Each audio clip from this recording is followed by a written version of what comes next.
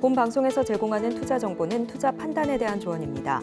방송에서 제공하는 주식의 가치, 가격 상승 및 하락에 대해서는 방송사에서 보장하지 않습니다. 실시간 정보 브리핑입니다. 한국거래소가 코스피, 코스닥 100개 종목으로 구성된 KRX 코리아 밸류업 지수를 확정했습니다. 거래소 측은 국민연금과 해외 기관 투자가들의 유입을 늘리기 위해 업종별 편중을 두지 않고 고르게 종목을 선별했다고 발표했습니다. 거래소는 시총, 수익성, 주주 환원, 시장 평가, 자본 효율성 등 4가지 조건을 충족하는 기업 중 자기 자본 이익률이 우수한 기업들을 최종 선발했다고 설명했습니다. 기아가 목적 기반 차량을 앞세워 일본 모빌리티 서비스 시장에 진출합니다. 차량 판매와 함께 사용자 맞춤형 서비스를 제공하는 토탈 솔루션 기업으로 일본 모빌리티 시장을 공략하겠다는 겁니다. 기아는 일본 종합상사 소지츠와 PBV 현지 판매 계약을 체결했다고 오늘 밝혔습니다. 이번 계약에 따라 기아는 소지츠와 함께 2026년부터 PBV 전용 모델 PV5를 현지에서 판매할 예정입니다. 삼성전자가 업계 최초로 8세대 낸드 플래시를 탑재한 차량용 SSD를 개발했습니다. 이번 제품으로 새로운 수요처로 급부상하고 있는 자동차 메모리 시장을 선점하겠다는 전략입니다. 한편 삼성전자는 차량용 메모리 시장에 더욱 적극적으로 진입하기 위해 고성능 제품 개발 외에도 다양한 차량용 반도체에 관한 인증을 진행하고 있습니다. 오늘 코리아 밸류업 지수가 공개됐죠. 삼성전자와 SK하이닉스 등 IT 대표주들이 대거 이름을 올린 반면 SK텔레콤과 KT 등 통신주들이 모두 명단에서 빠졌습니다. 업계에서는 밸류업 지수가 공개됐지만 국내 증시의 강한 반등으로 이어지진 않을 것으로 전망하고 있습니다. 또한 세제 혜택과 금융투자 소득세 폐지 등 추가 조치가 더 중요하다는 목소리도 나오니까요. 이 점도 계속해서 지켜보시길 바라겠습니다.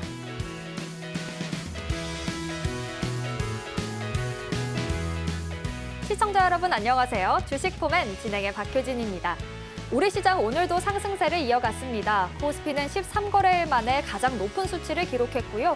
코스닥도 계속해서 상승폭을 키워가는 모습이었습니다. 오늘 국내 증시 상승에는 미국과 중국의 금리 인하 훈풍이 있었다는 분석인데요. 특히 중국의 경기 부양책 소식에 화학과 철강, 2차 전지 업종들이 강세를 보였습니다. 또 오늘 장마감 직후에는 코리아 밸류업 지수가 발표됐죠.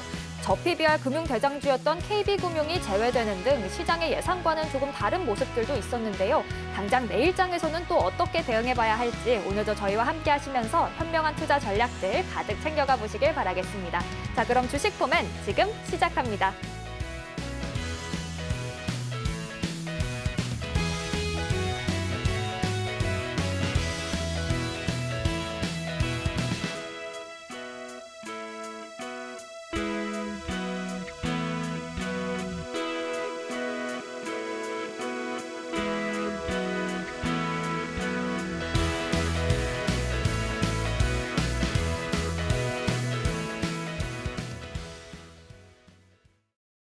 우선 오늘 시장 분석 도와주실 전문가님부터 바로 모셔보도록 하겠습니다. 장자방 전문가님 나와 계십니다. 어서 오세요. 안녕하세요.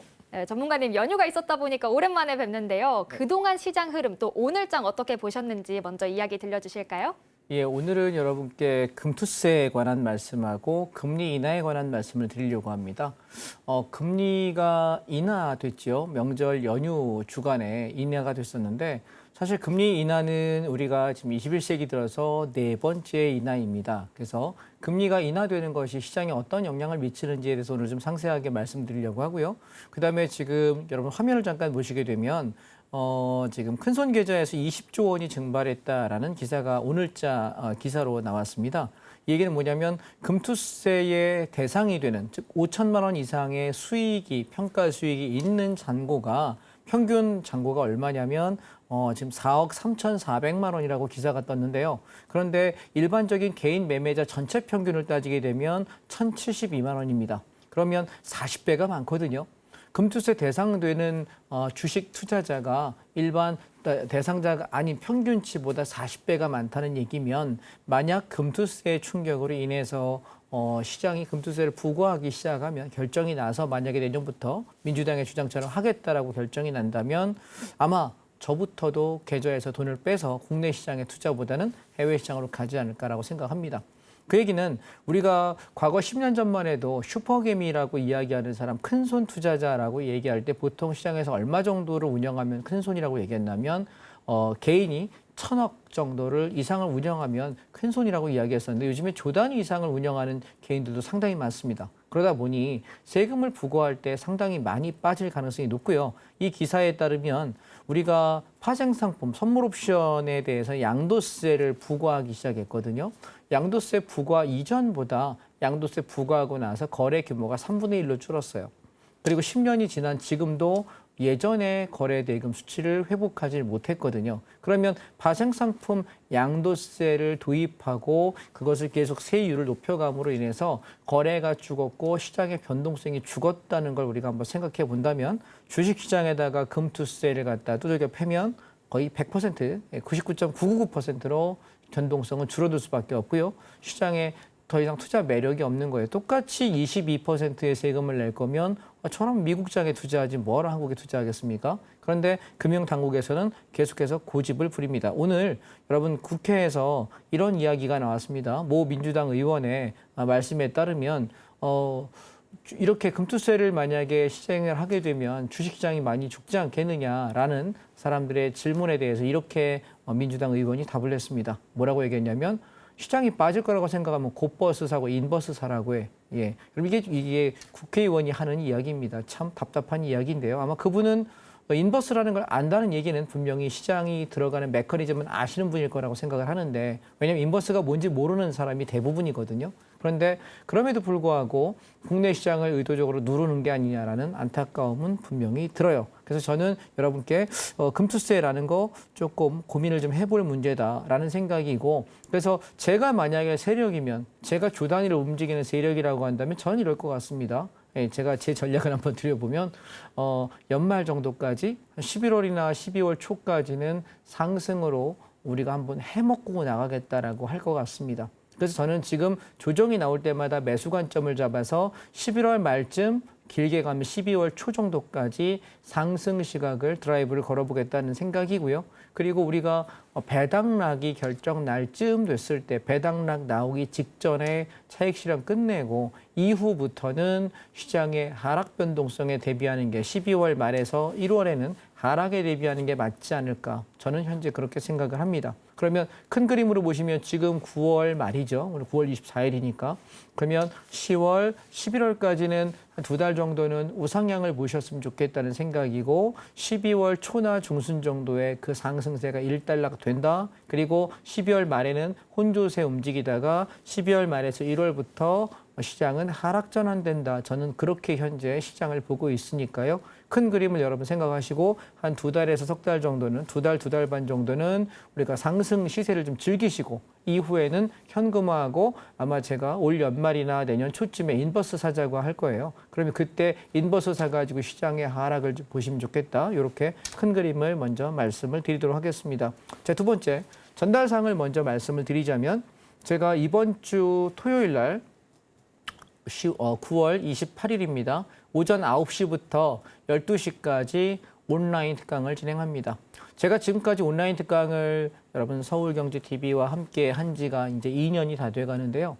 그 약 2년가량 제가 진행하면서 온라인 특강 때마다 종목들을 드렸습니다. 이 종목이 괜찮을 거예요. 제가 의견을 드렸었는데 그 종목들 중에서 어떤 종목은 대박이 나기도 했었고 어떤 종목은 소소한 일당들. 보통 저는 대형주를 하기 때문에 10%에서 20% 정도의 이익은 충분하게 났던 것 같거든요. 그래서 제가 운영하고 있는 온라인 특강에 여러분이 오셨을 때 시간을 낭비하게 한 적은 단 한 번도 없습니다. 그리고 온라인으로 무료로 진행하는 강의임에도 불구하고 웬만큼 여러분 유료를 내고 보통 유료 강의를 가시면 돈 100만 원 이상씩 내고도 꽤 비쌉니다. 그런데 그 유료 강의보다 훨씬 더 퀄리티 있는 이야기들을 인사이트를 많이 드렸던 것 같은데요. 이번 주 토요일 날 하는 강의에서도 마찬가지의 이야기를 드릴 것 같습니다. 왜냐하면 시장이 조정을 하고 시장이 올라가는 과정 안에 있는 우리가 온라인 특강이다 보니까 종목들 살 것이 많고 현재 보유 종목들을 어떻게 끌고 갈 거냐에 대한 얘기들도 여러분과 함께 나누려고 하거든요. 그래서 함께 오셔서 공부하시면 좋겠다는 생각이고요. 또한 지금 한 2달 반 정도는 상승장이 아닐까라고 생각을 합니다만 이후에 12월에서 1월 달 넘어갈 때 또 한 번의 하락의 큰 쇼크가 한번 올 거라고 생각하는데요. 그때를 대비해서 여러분 선물 옵션도 한번 배워놓으시면 어떨까 싶습니다. 물론 10월 말쯤에 미국 대선의 결과가 우리 장에 영향을 미치면서 또 한 번 강한 슛이 한번 있을 거라고 생각합니다. 그 출렁출렁이는 과정 안에 주식을 하시면서 내가 안전하게 가져갈 수는 없거든요. 그렇다면 내가 예상 못했던 혹은 갑자기 생각보다 많이 빠지는데 이럴 때만 내가 선물 옵션을 배워놨다가 옵션, 풋옵션을 사고 선물 매도를 쳐서 내가 하락장만 대비할 수 있다 하더라도 굉장한 득이 될 것 같고요. 또한 상승장일 때 내가 종목을 마땅히 고를 만한 게 별로 눈에 보이지 않는다 하면 종목을 살 것이 아니라 종합주가지수 올라가는 우상향의 선물 매수와 콜옵션을 통해서 수익을 내시는 것도 굉장히 매력적입니다. 그래서 오늘 여러분들께 이 2가지 이야기를 말씀드릴 건데요. 이번 주 토요일 날 9월 28일 날 오전 9시부터 12시까지 3시간 동안 진행을 하고요. 그리고 지금 다음 주에는 10월 1일 날이 여러분 우리가 임시 공휴일이에요. 그래서 제가 방송을 출연을 못 하거든요. 그래서 아마 녹화 방송으로 이 방송이 나갈 텐데 10월 1일 날 재방송 모시는 분들께는 제가 또 한 번의 기회를 잡는 건 10월 2일 날이요. 그러니까 여러분이 1일 날 재방송 화요일 날 보실 거고 수요일 날 저녁에 6시부터 9시까지 또 한 번의 온라인 특강 2번을 제가 준비했으니까요. 혹시 재방송 보시는 분들 현재 오늘 생방송 보시지 못하는 분들 오늘 9월 24일입니다. 생방송 못 보시고 10월 1일 날 재방송 보시는 분들께서는 언제 10월 2일 바로 다음 날 저녁 6시부터 9시까지 온라인 특강이 있다는 거 기억하시고 들어오시면 될 것 같습니다. 아마 제가 통신망 공간을 통해서 온라인 특강 듣는 방법 링크를 통해서 안내 드릴 수 있을 거니까요. 함께 하시면 꽤 도움이 되지 않을까 말씀을 드리겠습니다.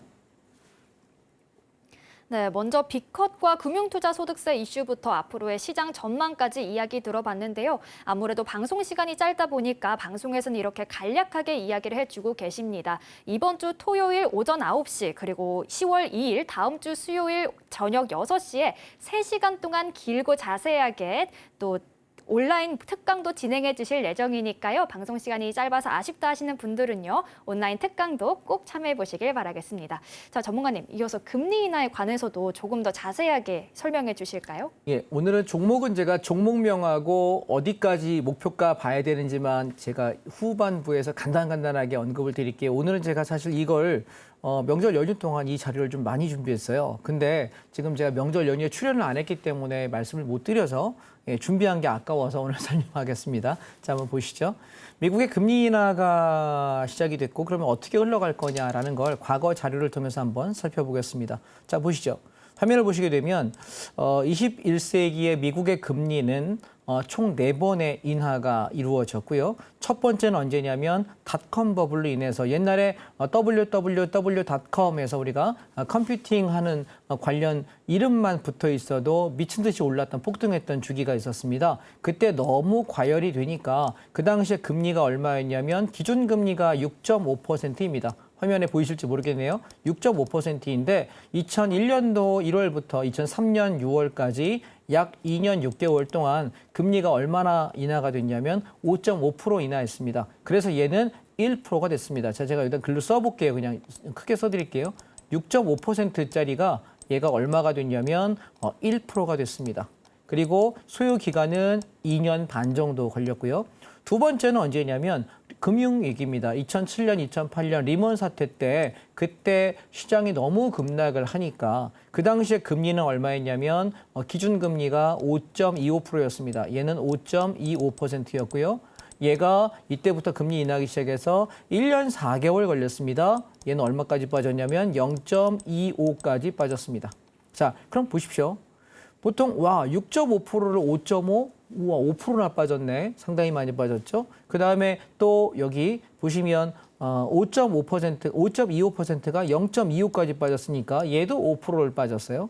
근데 세 번째는 언제냐면 우리가 이제 기억하기 좋은 코로나죠.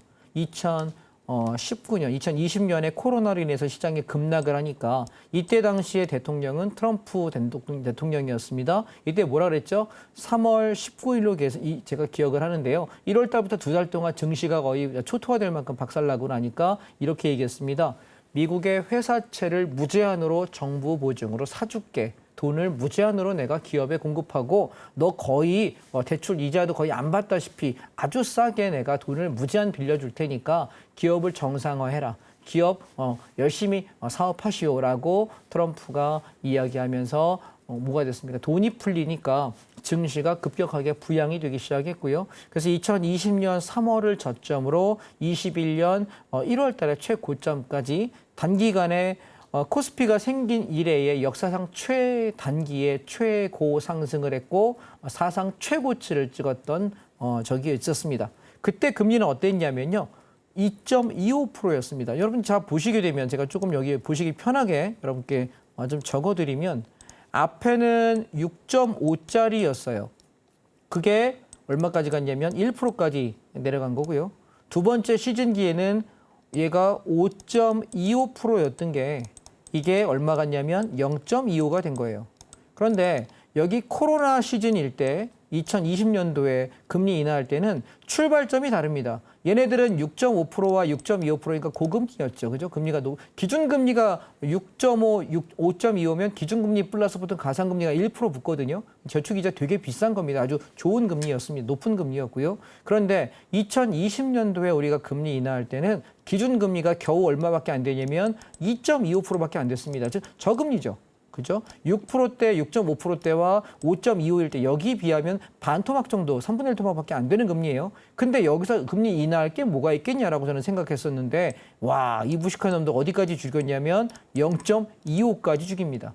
그러면 거의 사실상 제로 금리죠. 금리를 거의 안 받는다라는 거예요. 굉장히 금리를 싸게 공급하다 보니 그럼 이건 뭐 하는 거냐면 빚을 내서 우리 투자자 입장은 야 저거 빚 내가지고 대출 받아서 주식 투자하자, 대출 받아서 집 사자 이거를 하는 건 우리가 그렇게 하는 거고 정부는 그걸 원하는 게 아니라 대출을 받아서 여러분이 사업을 해서 경제에 고용을 창출하고 여러분이 경제를 일으켜달라라고 대출 금리를 인하하는 건데 개인 매매자는 사업을 하고 내가 갑자기 뭐 무슨 사업체를 내가 만드는 게 쉽지는 않잖아요. 그러니까 자영업을 하는 것도 쉽지 않고 그러니까 우리 투자자 입장에서는 야, 그 돈 빌려다가 돈 싸니까 금리 싸니까 이때는 주가가 많이 오르거든요. 그러니까 내가 주식에다 투자해도 되고 부동산에 투자해도 되고 뭐 코인 투자해도 되고 투자 시장, 자산 시장 안에 돈을 벌 수 있습니다. 그래서 금리가 인하될 때는 통상적으로 우리는 시장을 어떻게 보는 게 좋으냐면 롱으로 보세요. 길게 보십니다. 금리 인하가 출발될 때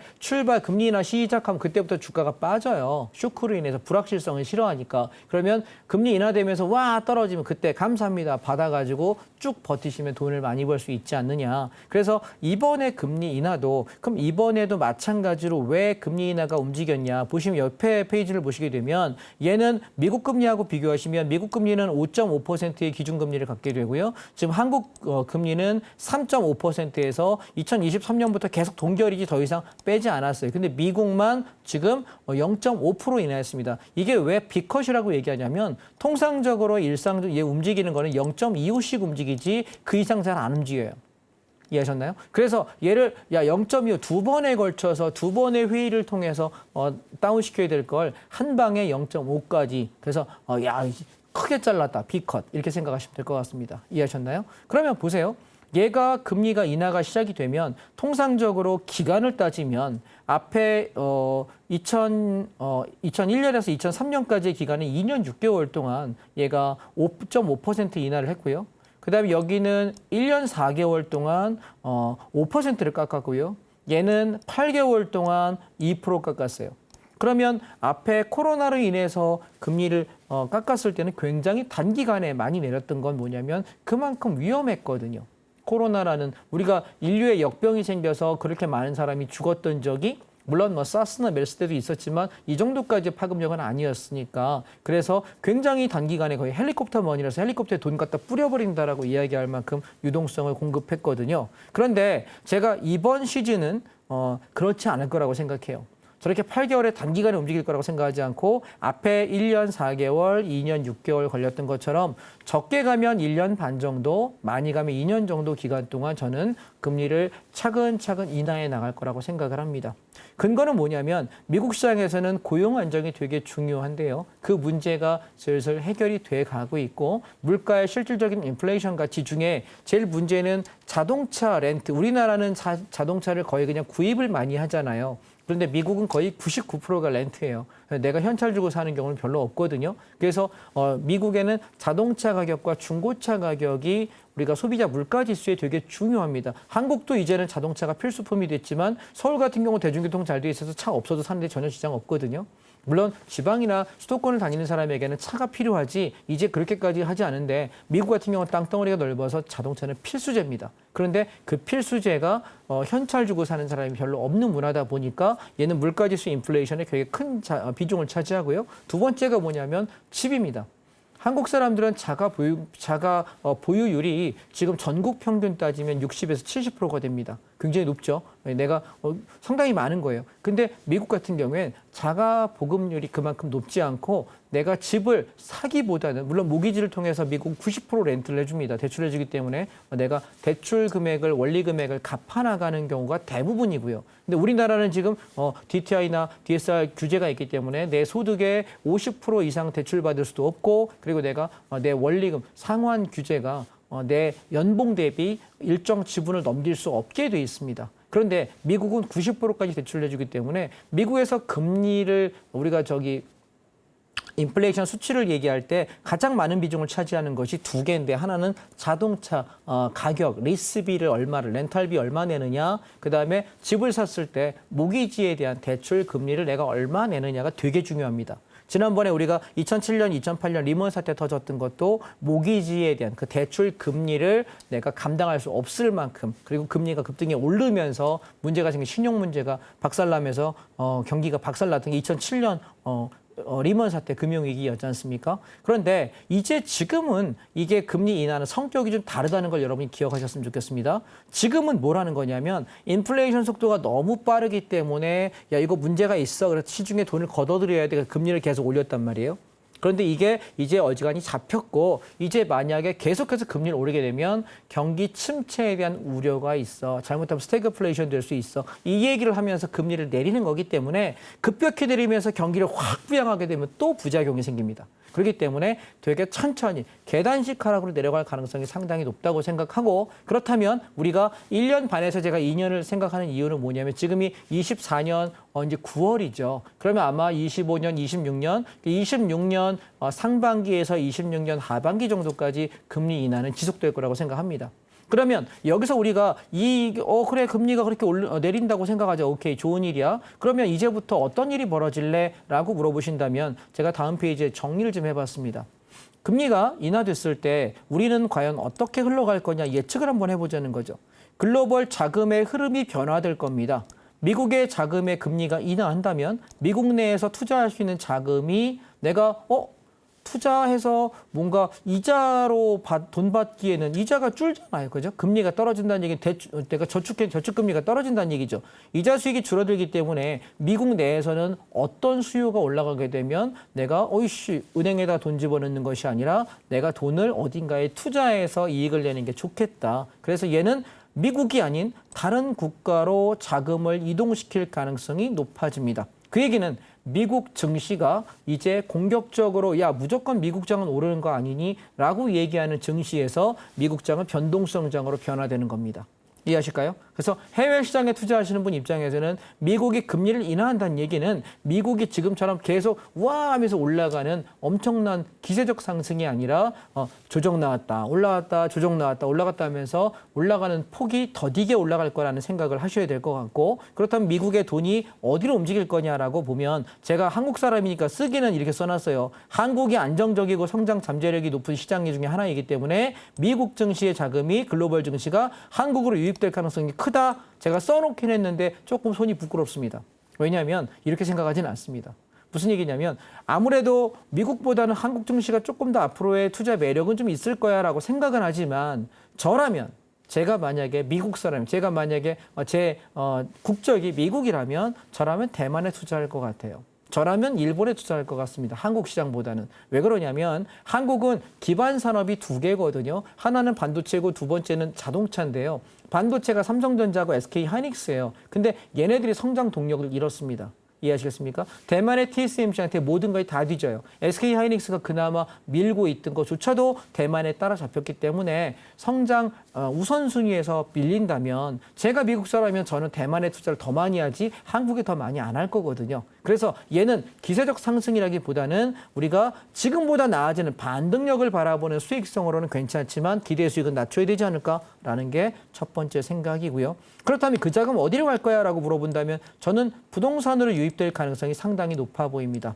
왜냐하면 대한민국은 한국에서 우리가 미국에는 주식을 투자하고 미국에는 증시, 우리가 뭐 ETF도 마찬가지고 금융시장에 돈이 가는 것이 우선이라면 한국에는 어디 투자하는 게 먼저냐면 서울의 중심지에 신축이 되거나 신축인 아파트에 투자하는 것이 정석이거든요. 요즘엔 한강변 라인의 신축 아파트가 최고 아닙니까? 그래서 앞으로도 이 시장이 저는 10여 년 갈 거라고 보기 때문에 정상적인 투자 판단을 하는 사람이라면 해외 글로벌 시장의 돈들이 한국 부동산 시장으로 더 많이 흘러갈 가능성이 저는 높다고 생각합니다.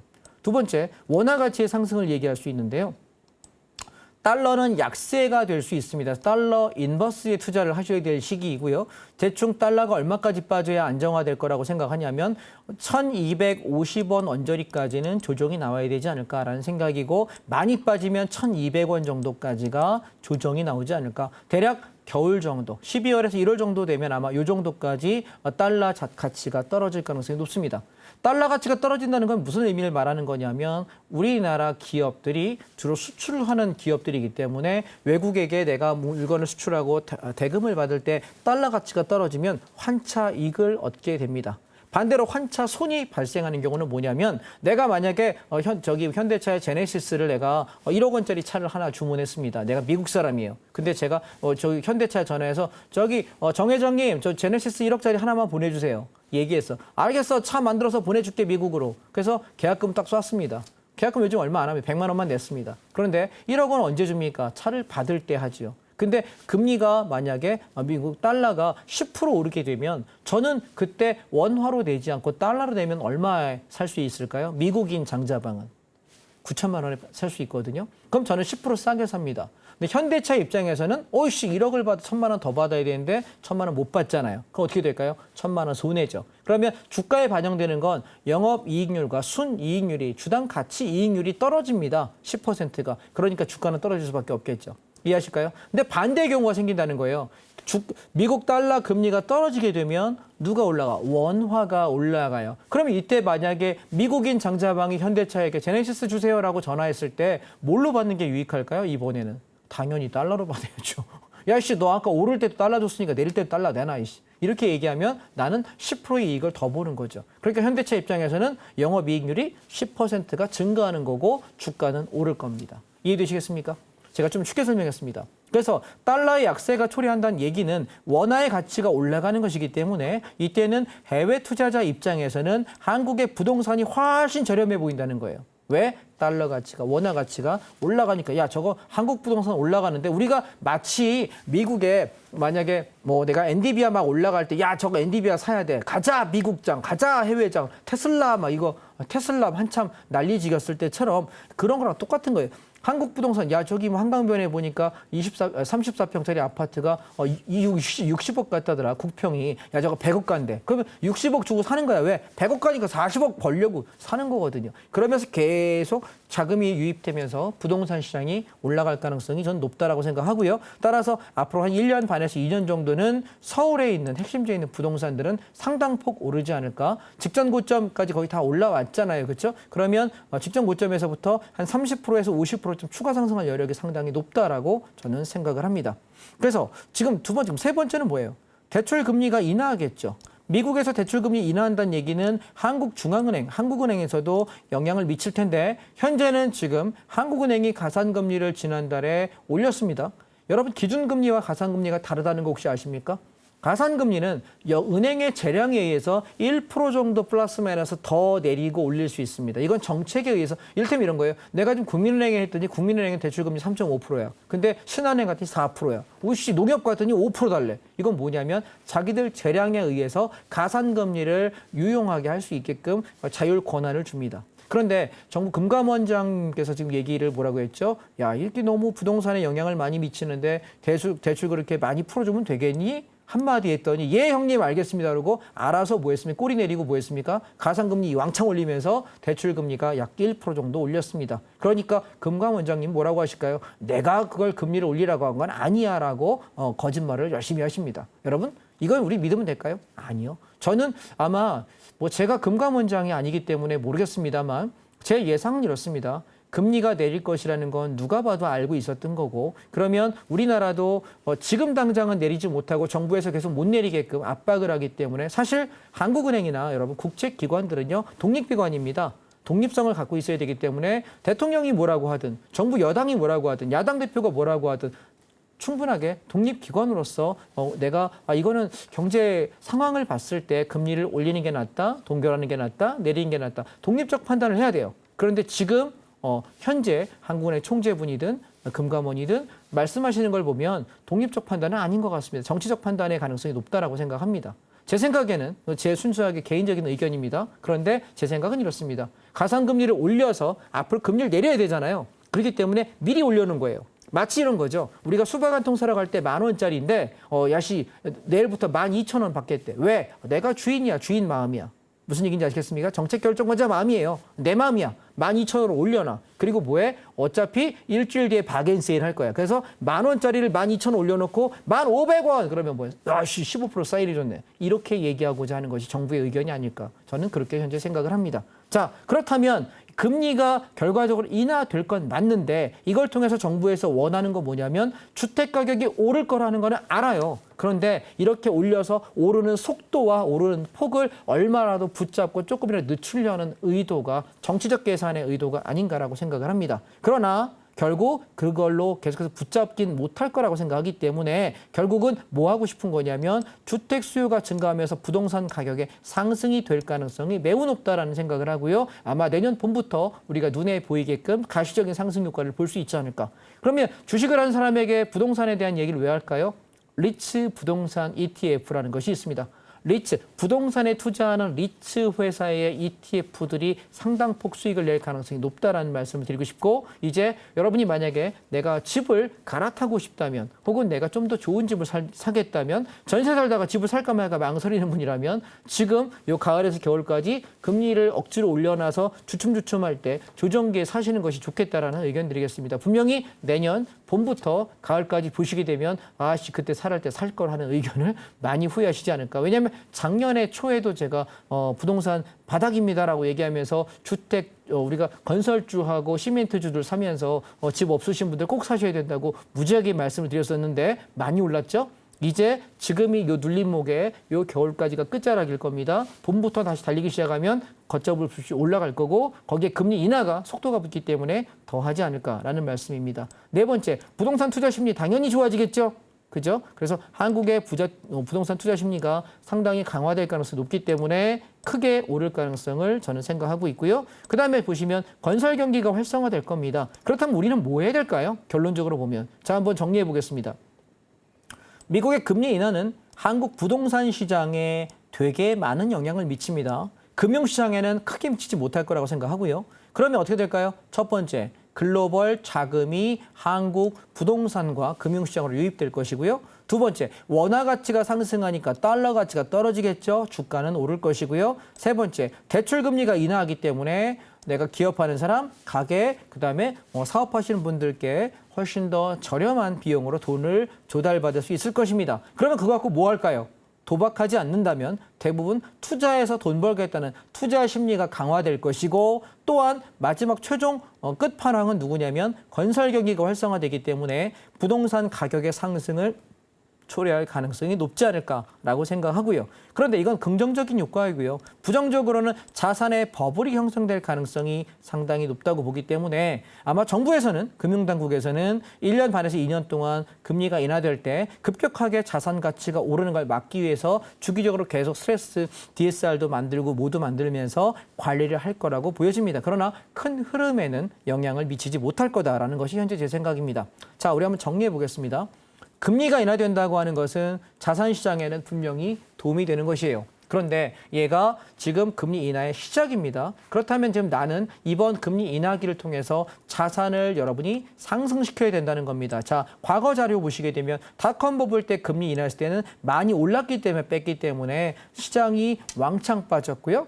네, 그다음에 시장이 내려가고 이 과정 안에 돈을 풀었던 초기에 6개월에서 1년 정도는 주가 지수 그리고 부동산 시장이 상당히 올라가는 폭을 줬다는 걸 여러분이 기억하셨으면 아마 그래 이렇게 중장기적으로 내가 좀 길게 보면 어떨까라고 말씀을 드려보고 싶고요. 자, 그다음에 제가 이번에 좀 재밌는 페이지가 하나 있어가지고 가지고 왔습니다. 우리가 가치 투자가 장기 투자라고 사람들이 생각을 합니다. 보통 미국장 기준에 우리가 생각하는 장기 투자는 이렇게 되게 오랜 시간 동안 쭉 끌고 가서 목표에 도달하는 걸 장기 투자라고 생각하는데요. 실제 장기 투자 해보시면 가다가 주저앉고 가다가 장애물 만나고 가다가 길이 없으니까 날아가야 되고 가다가 길이 없으니까 배 만들어서 타고 가야 되고 가다가 길이 없으니까 주저앉아서 여기 열심히 벽 타고 기어 올라와야 목표가에 도달합니다. 이게 미국 시장입니다. 굉장히 오랜 시간을 가져가긴 하지만 우상향으로 올라가는 것 미국장이고요. 근데 한국 시장은요, 똑같이 오랜 시간만 투자하면 된다고 생각하시지만 그게 아니고요. 위에서부터 출발해서 5만 주저앉았다가 또 또랑에 빠지기도 하고 다시 에스컬레이터 타고 내려도 가고 장애물도 만나고 또 벙커 안에 들어가기도 하고 그런데 목표에 도달했는데 재미있는 건 뭐냐면 한국장은요, 길게 갈수록 우하락입니다. 아래로 떨어집니다. 그래서 저는 국내 시장은 장기 투자가 아닌 여러분이 순환매 형식의 매매를 하셔야지 맞지 않을까라고 말씀을 드리고 얘는 긴 호흡으로 가져가는 건 반대입니다. 오케이? 이해되셨죠? 자, 그러면 이제 어떤 종목들을 우리가 거래해야 될지에 대한 얘기를 종목으로 한번 넘어가 보겠습니다. 자, 보시면 제가 9월 9일 날 코덱스 레버리지를 17,900원에서 매수하세요라고 이야기 드리면서 우상향을 지금 얘기 드리고 있는데 저는 지금 1차 목표가를 얼마를 보고 있냐면 25,000원까지 바라보고 있고요. 여기 안착한다면 아마 10월 중에 22,000원대까지 올라가지 않을까. 그러면 우리가 바닥에서부터 끌고 올라오는 사람 입장에서 바라보면 25%, 30%까지가 가능하겠고 만약에 오늘장 기준, 내일장 기준 매수하신 분에서 바라본다면 15%에서 20% 정도 수익을 내진 않을까라고 말씀을 드리고 싶고요. 그다음 두 번째, 코덱스 레버리지입니다. 얘도 마찬가지로 여기 15,655원에 매수를 말씀드리고 올라올 때 흔들리는 바람에 한번 털고 지금 다시 3일 동안 매수를 말씀드렸습니다. 그런데 얘가 추기적으로 상승한다고 들면 코덱스 레버리지 경우 19,000원까지를 1차 목표가로 그렇다면 오늘자 기준으로 보셔도 14%에서 15% 수익은 충분하게 날 것 같고요. 그리고 여러분이 연말까지 바라본다고 하면 22,000원에서 25,000원까지는 무난하지 않을까. 그래서 조정시마다 이 종목 괜찮다라고 말씀을 드리겠습니다. 시간이 없는 관계로 간단하게 종목과 목표가만 제시하겠습니다. 자세한 얘기는 어디서 한다고요? 온라인 특강에서 28일 토요일 날 오전 9시부터 우리가 몇 시까지? 12시까지 설명드리겠습니다. 자, 그럼 개별 종목을 몇 가지 말씀드릴게요. 이번에 시장이 움직일 때 여러분이 무엇을 하셔야 되냐면 2차 전지 종목들이 지금 많이 조정을 받았기 때문에 올라가는 자리예요. 그래서 제가 지금 2차 전지 얘기를 지금 며칠째 계속 말씀을 드리고 있는데 자, 보시면 사막 콘덴서입니다. 32,000원에서 35,000원 구간 바닥입니다. 매수하셔가지고 하셔도 리스크가 없다라고 보여지고요. 혹시 몰라 손절가는 31,000원이면 충분할 것 같고 1차 목표가 42,000원 제시합니다. 바닥에서 올라오시면 5% 정도 수익이 날 거고요. 그리고 여기를 돌파한다면 최대 목표가는 48,000원에서 5만 원 오면 일단 다 던지겠습니다. 그 이상 가는 건 제 거 아니라고 생각하겠습니다. 1차 목표가, 2차 목표가. 대응하는 전략은 언제 한다? 이번 주 토요일 날 온라인 특강에 오시면 상세하게 왜 이 종목을 선택했는지, 이 종목의 성장성은 무엇인지, 그리고 길게 가져갈 건지, 짧게 칠 건지 간단한 설명을 드리도록 하겠습니다. 그 다음에 두 번째 종목입니다. 포스코 퓨처엠입니다. 2차 전지 관련 종목들 중에서 꽤 유명한 종목이죠. 자, 이 종목을 제가 선택한 이유는 뭐냐면 지난번에 우리가 7월 달부터 8월 5일까지 급락했을 때 얘가 이후에 바닥을 단기적으로 이렇게 라운딩하면서 다중바닥을 형성하고 있었어요. 그래서 단타를 한번 했죠. 이렇게 올라올 때 여기 24만 7천 원에 다 팔고 일단 마무리했거든요.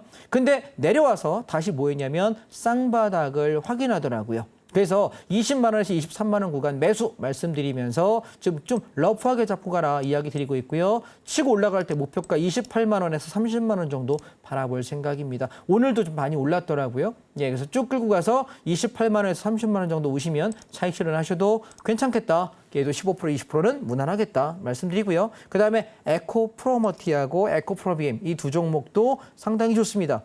진입 근거는요. 앞에 자리하고 쌍바닥이요. 8만 원대를 지키고 올라오는 종목이기 때문에 1차 목표가 14만 원에서 15만 원 정도까지 올라오시면 차익 실현하시면 되겠고요. 손절가 7만 5천 원 깨지면 할 생각인데 손절 나갈 일은 없을 것 같습니다. 밀고 가시면 좋겠습니다. 다음. 자, 코덱스 에너지화학입니다. 사실 이 종목은요, 좀 아쉬웠던 건 제가 엊그저께 제가 저희 시황을 올려드리는 공간에다가 이거 사야 된다라고 이야기를 드렸습니다. 근데 보시면 여기 음봉 나올 때 사자 그랬거든요. 여기요, 음봉에서 싸게 샀습니다. 그래서 저희가 지금 11,000원에서 11,700원대 사자 그랬는데 오늘 안타까운 거는 얘기했더니 5.6%가 오늘 올랐더라고요. 양봉이 섰습니다. 그래서 얘는 어디까지 보는 거냐면 13,500원에서 14,200원까지 바라봅니다.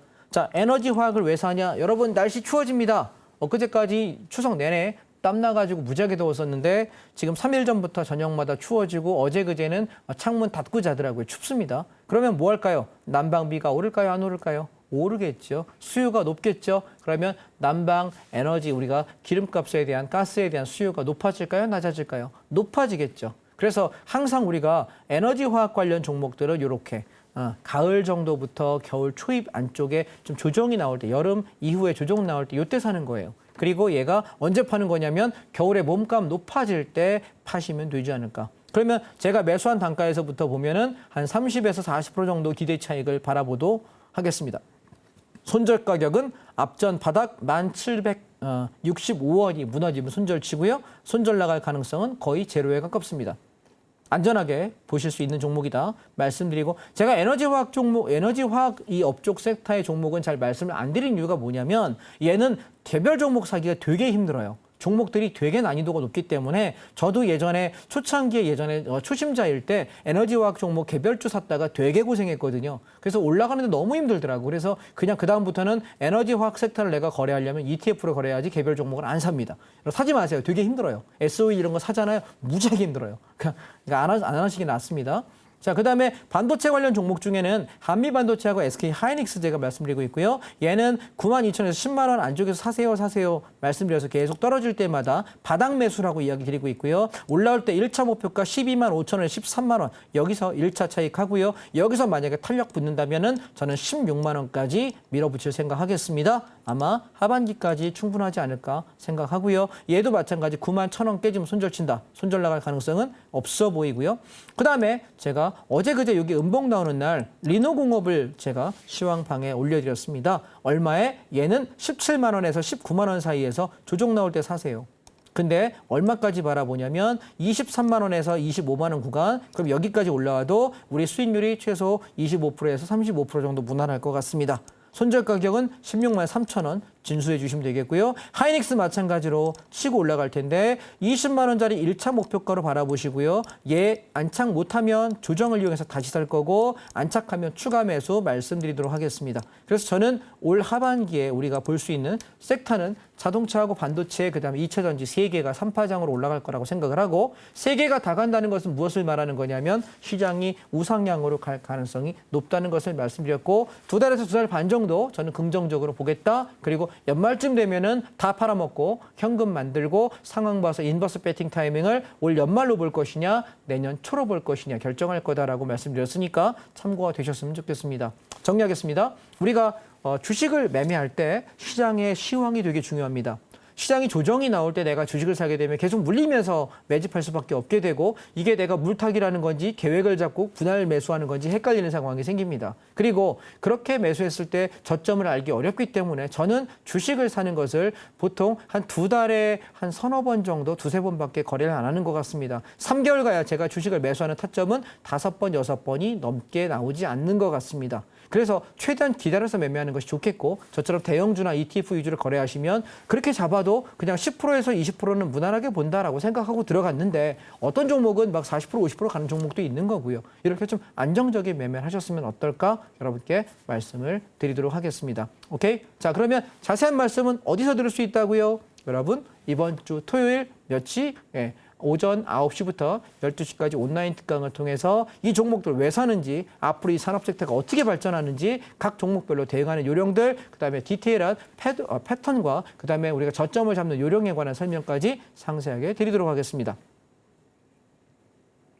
미국 금리 인하에 대해서 이야기 들어봤고요. 또 지금 시장에서 매수해 볼 만한 저점권에 있는 종목들도 짚어주셨는데요. 이번 주 토요일 오전 9시 그리고 다음 주 수요일 저녁 6시 온라인 특강에서 더 구체적인 이야기 들려주신다고 합니다. 특히 온라인 공개 방송에서 특강에서 언급해 주시는 종목들이 좋은 흐름을 보여주는 경우가 많다고 하니까요. 놓치지 마시고 꼭 참여해 보시길 바라겠습니다. 자, 전문가님, 이어서 주력하고 계신 선물 옵션도 좀 간략하게 들려주실까요? 예, 우리가 패턴에 관해서만 간단하게 설명을 좀 드려보겠습니다. 자, 보시면 얘는 6월 26일 날 패턴인데요. 시장이 아침에 개파락하고 이렇게 하락을 합니다. 만약에 주식이었으면 손해가 나겠죠. 그런데 선물 옵션에서는 왜 하락인지를 알 수 있냐면 콜 옵션의 기준점이 2.5예요. 우리가 기준점에 대한 개념을 뭘 보는 거냐면 지수가 올라갈 때는 콜 옵션이 상승합니다. 지수가 하락할 때는 풋 옵션이 상승합니다. 따라서 반대로 그러면 콜 옵션의 기준점이 무너진다는 얘기는 지수가 하락한다는 뜻이거든요. 하방 대응하면 되고요. 저점을 찍고 이렇게 올라올 때 풋 옵션이 고점에서 이렇게 기준에서 막히는 게 확인이 되면서 풋 옵션이 죽는 게 확인되니 난 이제 뭐 한다? 오케이, 저점 잡혔다. 상방 전환한다. 이렇게 움직이게 되는데 이때 보시면 콜 옵션이 저점에서부터 2배 반 정도 시세가 나게 됩니다. 잘 보시면 우리가 주식으로 아무리 수익을 많이 내봤자 상한가가 30%입니다. 하루에 갈 수 있는 폭이. 그런데 얘는 150% 정도의 수익을 낼 수 있습니다. 그렇다면 내가 만약에 원금이 반토막 났다 하더라도 100%의 이익을 낼 수 있다면 50%는 내가 커버할 수 있는 거 아닙니까? 그래서 콜옵션이 선물 옵션이 굉장히 큰 이익에 도움이 된다는 말씀이고요. 두 번째, 8월 5일 날 장이 폭락할 때 보시면 이때 역대급 폭락했습니다. 8월 5일 날 기억하십니까? 엔캐리머니 다 찾아간다고 하면서 시장이 초토화됐던 날입니다. 사이드 브레이크까지 걸리면서 난리가 났던 날이었는데 이날 선물은 25.4p 급락을 했습니다. 참고로 선물 하루에 3포인트에서 4포인트밖에 안 움직입니다. 3, 4포인트 움직이는 게 일반적인 하루 진폭인데 25포인트면 7, 8 거래일의 움직임 폭만큼 투매가 나온 거예요. 아주 시장 박살나는 날이죠. 근데 여러분 우리가 매매하다 보면 주기적으로 몇 달에 한 번씩 이런 폭락과 폭등이 있나요? 없나요? 있거든요. 주식은 이거 감당을 못해요. 왜냐하면 하락장으로 배팅하려면 내가 주식 공매도 대차매도 하는 방법밖에 없는데 증거금도 필요하고 여러 가지 요건들이 필요하기 때문에 개인 매매자가 주식 선물 매도를 우리가 편안하게 하기가 어렵죠. 그런데 선물 옵션을 알면 난 뭐 하면 될까요? 풋옵션이요. 뭘 가지고 콜 기준 무너지는 거 보고 나는 뭐 해서 풋옵션 샀더니 몇 배가 났다? 130배.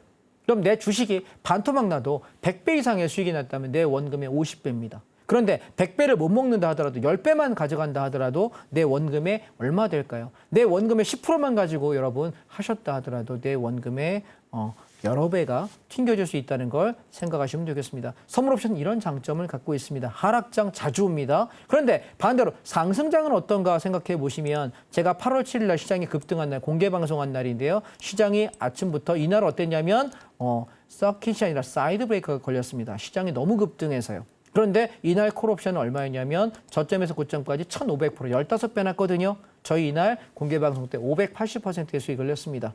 자, 생각 한번 해보시죠. 선물 옵션은요. 우리가 시장이 급락을 할 때는 하방 풋 옵션으로 상승을 할 때는 콜 옵션으로 수익을 낼 수 있습니다. 지금부터 우리가 상승장을 본다면 주식보다 훨씬 더 많은 수익을 콜 옵션에서 그리고 선물 매수에서 낼 수 있지 않을까요? 여러분, 주식만이 답이 아닙니다. 이번 상승장 두 달 반 가는 과정 안에 선물 옵션 통해서 더 많은 수익을 낼 수 있고 그리고 연말쯤에서 시장이 상승이 끝나고 하락으로 전환될 때 우리 뭐 할까요? 풋 옵션 보시면 되지 않을까요? 이번 주 토요일입니다. 오전 9시부터 12시까지 온라인 특강을 통해서 상세하게 한번 공부해 보시고 재미있는 시장 한번 배워가시면 좋겠습니다. 저는 오늘 여기까지 하겠습니다. 감사합니다. 선물 옵션에 대해서도 간략하게 이야기 들어봤는데요. 방송 시간이 짧아서 아쉽다 하시는 분들은요. 이번 주 토요일과 다음 주 수요일에 진행되는 전문가님의 온라인 특강도 꼭 참여해 보시길 바라겠습니다. 자, 그럼 이어서 오늘 방송의 핵심 내용 큰 화면으로 만나보시죠. 오늘의 핵심 정리해 보겠습니다. 미국 금리 인하와 향후 증시에 대한 이야기 들어봤고요. 또 포스코 퓨처엠을 포함해서 지금 주목해 볼 만한 바닥주들도 짚어주셨습니다. 마지막으로 선물 옵션에 대한 이야기도 간략하게 들어봤는데요. 더 자세하게 배워보고 싶으신 분들은 공개 방송도 놓치지 마시고 꼭 참여해 보시길 바라겠습니다.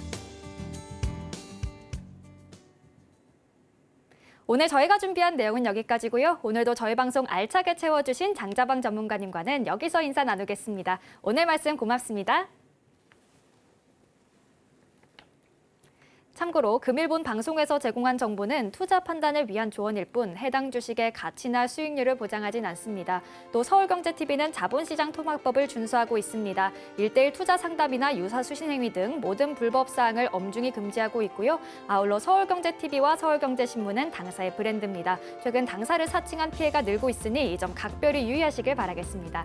그럼 저희는 내일 이 시간에 다시 찾아오겠습니다. 오늘도 저희 방송과 끝까지 함께해 주신 여러분 고맙습니다.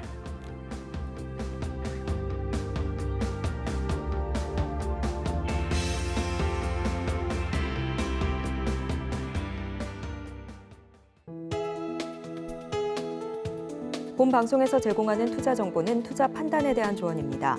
방송에서 제공하는 주식의 가치, 가격 상승 및 하락에 대해서는 방송사에서 보장하지 않습니다.